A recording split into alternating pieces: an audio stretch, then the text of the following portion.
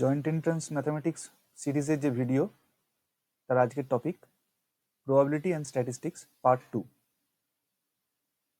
First problem, assume that each born child is equally likely to be a boy or a girl. মানে boy হওয়ার এবং girl হওয়ার chance equally likely, দুটোই সমান, তার মানে it is half. Now, if two families have two children each, then the conditional probability that all children are girls, given that at least two are girls. ঠিক আছে, তার মানে ব্যাপারটা কি হয় এখানে, কন্ডিশনাল প্রবাবিলিটির ক্ষেত্রে এর যে স্যাম্পল স্পেস সেটা ক্রাঞ্চ হয়ে যায়, মানে সেটা ছোট হয়ে যায়। কিরকম না, এখানে যেটা বলা আছে সেটা যে given that at least two are girls. তো চারজন 4 চিলড্রেনের মধ্যে যদি দুজন গার্ল হয় তাহলে কি কি অপশনস আছে আমাদের কাছে? চারজনই গার্ল হতে পারে, তিনজন গার্ল একজন বয় হতে পারে, দুজন গার্ল দুজন বয় হতে পারে। এটা হচ্ছে স্যাম্পল স্পেস, এখনকার স্যাম্পল স্পেস যেটা কিনা গিভেন। এবার বলেছে given that this is the condition, what is the probability that all children are girls. তার মানে এবার যেটা আমাদের জানতে চাওয়া হয়েছে, আমাদের যে মেন ইভেন্ট, সেই ইভেন্টের এটা হচ্ছে probability of this, probability that all children are girls. Okay, so all the children are girls, এটার যে প্রবাবিলিটি হয় সেটা হয় হাফ টু দি পাওয়ার 4।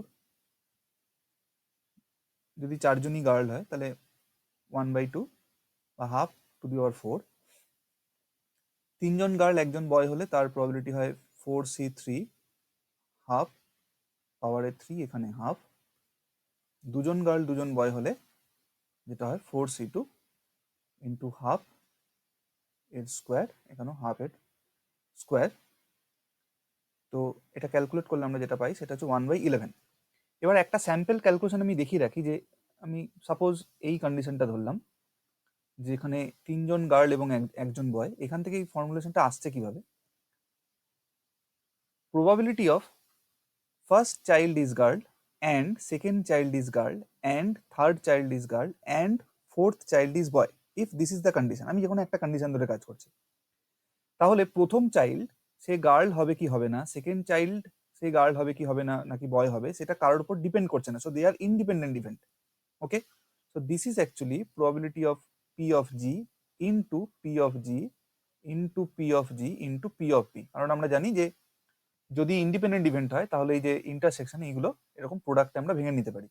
এবার probability of being a girl is half, probability of boy is also half.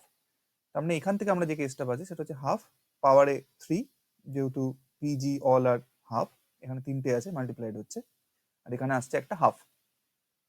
এবার প্রশ্ন হচ্ছে এই যে ফার্স্ট চাইল্ড গার্ল হবে কি হবে না, সেকেন্ড চাইল্ড হবে কি হবে না, এই যে অ্যারেঞ্জমেন্টটা, এটা আমরা যে কোনো একটা পার্টিকুলার অ্যারেঞ্জমেন্ট দেখতে পাচ্ছি। মানে এই যে চারটে প্লেস, এই চারটে প্লেসের মধ্যে প্রথম তিনটে প্লেসে আমরা গার্ল চাইল্ড বসিয়েছি। এরকম হতেই পারে যেটা অন্য কোনো অ্যারেঞ্জমেন্ট, যে ফার্স্ট থার্ড আর ফোর্থ পজিশনে জি আসছে। তার মানে তার কত রকম উপায় হতে পারে, কত রকম ভাবে এটাকে আমরা সাজাতে পারি না, 4c3 চারটে প্লেস আছে, চারটে প্লেসের মধ্যে তিনটে গার্লকে আমরা সাজাতে পারি as 4c3। So all together the probability will become 4c3 into half to the power 3 into half. This is a sample calculation. এই ক্যালকুলেশনটাই আমরা এখানে করেছি। এখানেও সেম, এখানে যেটা হয় সেটা হচ্ছে যে অ্যাকচুয়ালি 4c4 অর 4c0 যা খুশি লিখতে পারি। এখানে একটা হাফ টু দি পাওয়ার 4 আছে, এখানে একটা হাফ টু দি পাওয়ার 0 আছে। So this is how it works actually. Next problem,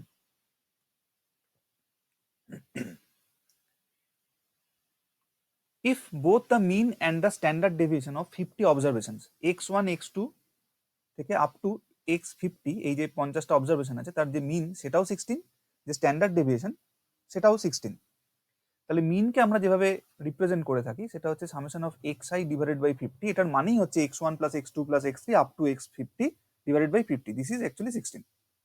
ওকে, আর যেটা বলা আছে স্ট্যান্ডার্ড ডেভিয়েশন, সেই স্ট্যান্ডার্ড ডেভিয়েশনটারও আমরা ফর্মুলেশন জানি, সেটা হচ্ছে xi summation of xi square divided by number of observation 50 and minus এখানে আমরা যে মিনটা পাচ্ছিলাম যে summation of xi divided by 50 তার স্কোয়ার হয়। ওকে, সেটাও আমরা দেখতে পাচ্ছি যেটা কিনা 16। এখান থেকে আমরা যেটা পেয়ে যাব সেটা হচ্ছে summation of xi square divided by 50, যেটা এখানে কোথাও বলা নেই। দ্যাট ইজ অ্যাকচুয়ালি, সরি, এটা এখানে স্ট্যান্ডার্ড ডেভিয়েশন বলা আছে 16। তাহলে আমি যদি এটা আমি ভ্যারিয়েন্সের ফর্মুলা লিখেছি, বা চাইলে আমি এরকমও লিখতে পারি যে this is actually standard deviation. রুটের ভেতরে যে আছে সে হচ্ছে ভ্যারিয়েন্স, তাকে যদি আমি রুটের আন্ডারে নিয়ে আসি তাহলে সেটা হয়ে যাবে স্ট্যান্ডার্ড ডেভিয়েশন। সো আমরা যদি রুটটাকে এখান থেকে সরিয়ে দিই তাহলে it will become 16 square. So summation of xi square divided by 50 is actually, এখানে যেটা পেয়েছিলাম মিন তার স্কোয়ার, মিনের স্কোয়ার প্লাস অলরেডি এখানে যে 16টা ছিল তার স্কোয়ার হয়ে যাবে। So it is actually becoming 512। এবার আমাদের যেটা চেয়েছে সেটা একটু দেখা যাক। Then the mean of xi minus 4 its whole square, x2 minus 4 its whole square up to x50 minus 4 its whole square। তার মানে যেটা চেয়েছে সেটা হচ্ছে summation of xi minus 50 its whole square divided by 50, মিনটা চেয়েছে। তো এটাকে যদি আমরা ব্রেক করি তাহলে কিরকম হবে? xi square summation of xi square divided by 50 minus 4 into 2 into xi, তার মানে 8 summation of xi divided by 50 plus 50 times of 4 square, কারণ 4 এর স্কোয়ার হবে, নিচে একটা 50 আছে। ওকে, এবার খেয়াল করো এই যে summation of xi square by 50, এটার ভ্যালু কিন্তু আমরা অলরেডি জানি, দ্যাট ইজ 512।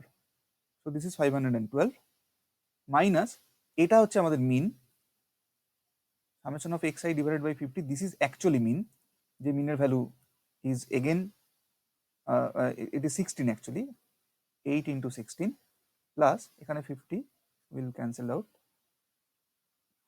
তাহলে এখানে আসছে 16। অল টুগেদার যে ভ্যালুটা আমরা পাচ্ছি সেটা হচ্ছে 400। 400 is the answer. 400 is the answer. Next, minimum number of times a fair coin must be tossed so that the probability of getting at least one head, এই যে at least one head আমরা পাচ্ছি, এটাকে আমরা কিভাবে deal করতে পারি? যে ফার্স্ট আমরা এটা ধরে নিতে পারি যে একটাও হেড পড়ছে না। ওকে, একটাও হেড পড়ছে না, নো হেড, একটাও হেড পড়ছে না, এর প্রবাবিলিটি কিরকম হতে পারে? একটাও হেড পড়ছে না তার মানে হচ্ছে যে আমরা পরের পর শুধুমাত্র টেল এটা দেখে চলেছি। তার মানে ফার্স্টের যে ট্রায়াল সেখানে টেল পড়লো, তারপরও টেল অ্যান্ড সো অন। ওকে, এটা কন্টিনিউ হতে থাকছে। So if this continuous, again এরা সবাই কিন্তু ইন্ডিপেন্ডেন্ট ইভেন্ট, মানে ফার্স্ট যে টস সেখানে যদি টেল পড়ে, সেকেন্ডে টস টেল পড়বেই এরকম কোনো মানে নেই। So they are independent. তার মানে আমরা এটাকে লিখতে পারি যেটা, সেটা হচ্ছে probability of getting a tail, probability of getting a tail up to probability of getting a tail. যদি এখানে নাম্বার অফ ট্রায়াল হয় n, তাহলে এই যে প্রত্যেকটা প্রবাবিলিটি অফ গেটিং টেল হচ্ছে সেটার পাওয়ারে আমরা যেটা পেয়ে যাবো, সেটা আমি যদি এটাকে কিউ দিয়ে ডিনোট করি, যে probability of getting a head is denoted by small p, probability of getting a tail is denoted by small q. So this is nothing but q into q up to n terms, n খানা term থাকছে এখানে। So this is q to the power n। এবার এটা যদি একটা fair coin হয়, fair coin মানে unbiased coin. So unbiased কয়েনের ক্ষেত্রে probability of getting a head হচ্ছে half, probability of getting a tail that is also half. So this is nothing but half to the power 1, half to the power n. What is this? This is actually probability of getting no head, একটাও head পড়ছে না তার probability আমরা পেলাম have to the power n। এবার এখানে বলেছে at least একটা হেড পড়বে তার প্রবাবিলিটি জানতে চেয়েছে। তো অ্যাটলিস্ট একটা হেড পড়বে তার প্রবাবিলিটি অবশ্যই হবে 1 মাইনাস দিস। অ্যাটলিস্ট একখানা হেড পড়ছে মানে একটা পড়তে পারে, দুটো পড়তে পারে, তিনটে পড়তে পারে, বা তার থেকে বেশি পড়তে পারে। যতগুলো আমরা নাম্বার অফ টস করেছি ততগুলো পুরোটাই পড়তে পারে। সো এই পুরোটাকে যদি আমাকে ক্যালকুলেট করতে হয়, so we have to calculate like this, 1 minus half পাওয়ারে n. So this is now probability of getting at least one head is more than 99%. So 99% কে আমরা decimal point এ লিখতে পারি 0.99. Okay, so it essentially reduces to this form, half power n is less than 0.01. Now 0.01 is nothing but 1 by 100. তাহলে এটাকে যদি আমরা আরেকটু calculate করি, আমরা যেটা পেয়ে যাবো সেটা হচ্ছে 2 to the power n is greater than 100. Now n যদি 5 হয়, 2 to the power 5 মানে 32, n যদি 6 হয় তাহলে 2 to the power 6 মানে 64, এখানেও আসছে না। তার মানে n যদি 7 হয় তাহলে এটা স্যাটিসফাই করছে, 2 to the power 7 that is 128। So এখানে যেটা বলেছে এটা যে মিনিমাম নাম্বার অফ টাইমস, ঠিক আছে, 2 to the power, এবার n এর ভ্যালু যদি আমরা বাড়াতে থাকি তাহলে কিন্তু সেটাও 100 থেকে বেশি হবে, 100 থেকে বেশি হবে, কিন্তু যেটা চেয়েছে সেটা হচ্ছে minimum number of Times. So here the answer should be n equals to 7. So C is the answer. Next, if there is a 6 vertices, okay, if they are of the 6 vertices of a regular hexagon, একটা hexagon, আমরা হেক্সাগনটা ফার্স্টে draw করে ফেলি।